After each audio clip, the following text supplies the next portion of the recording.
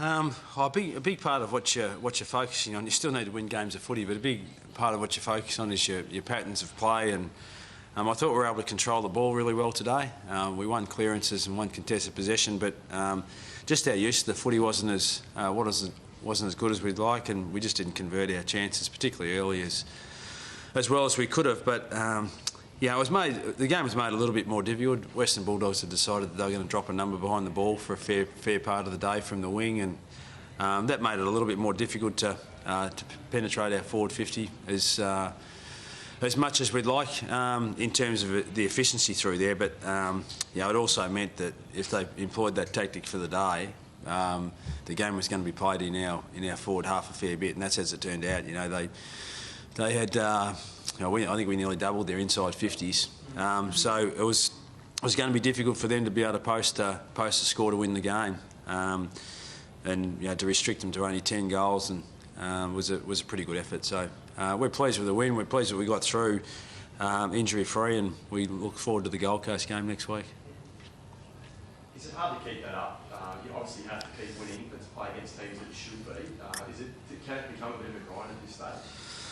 You know you're already in the same position you're going to be in. Yeah, I suppose the things that we want to focus on though is Collingwood were in the same boat last night really, and they were very clinical with the way they went about it against Fremantle, and they're a quality side, and there's I noticed the Cats got beaten today, so there's certainly going to be 7 sides underneath us underneath Collingwood that'll play finals footy that are still chasing the Pies.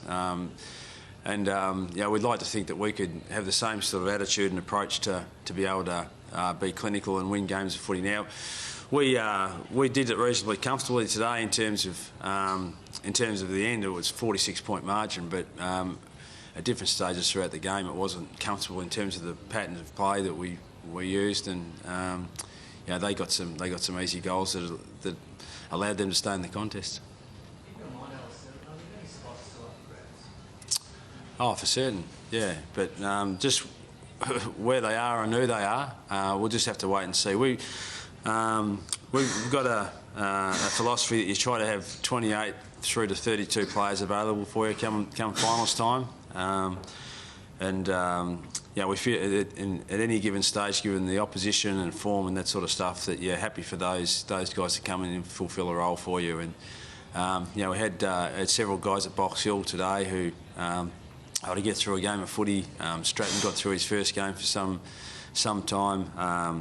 Ellis and others, so Ladson as well. So that's really good for us that we've got that type of depth. Renoff played another game today, so it'll be good to have a more comprehensive list to select from with the Gold Coast game next week, and then get ourselves ready for it's probably likely to be the Cats in the first week of the finals.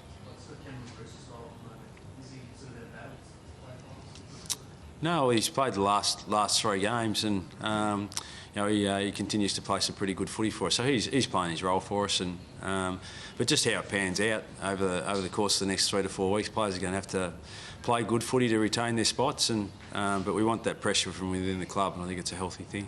And speaking of that, your kids again, especially Kawhi today, just keep impressing, especially Kawhi. He's never going to die one. Yeah, can you pronounce that again for me?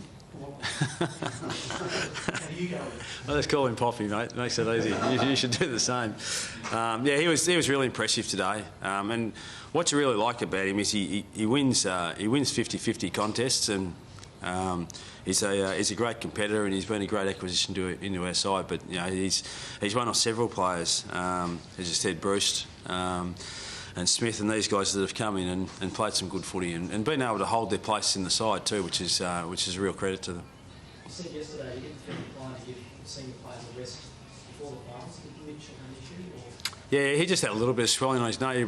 You probably recall he just hyperextended his knee just slightly in the Carlton game last week, and he's just got very, very mild swelling. He's had an enormous year in terms of the game time that he's played, and so we just thought it best to try to make sure that that swelling dissipates altogether. Hodgie had a similar sort of thing about 3 or 4 weeks ago, and when we went across to the west to play Fremantle, so we rested him and he's good as gold the next week. So Mitch trained this morning. He wanted to play, but it was probably best that we just give him a spell, knowing full well that he's going to have to carry a fair load for us over the next month or so.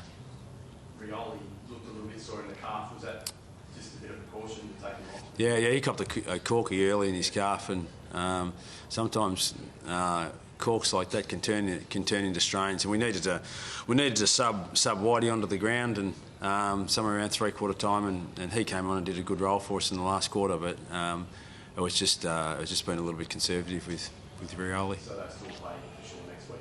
Yeah. Do you expect anyone else back?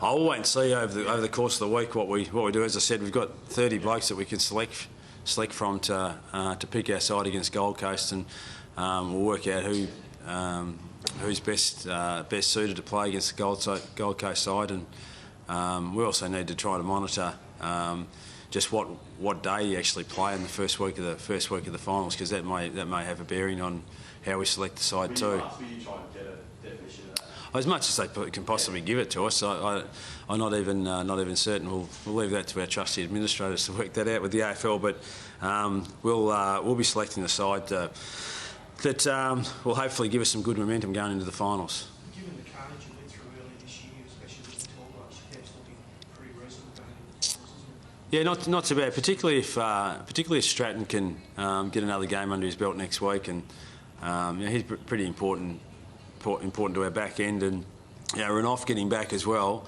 gives us some depth through the middle of the ground in our ruck division. Hale and Bailey have been terrific in the last 6 to 8 weeks since Renouf and Roughhead, both those boys went down in the same game. So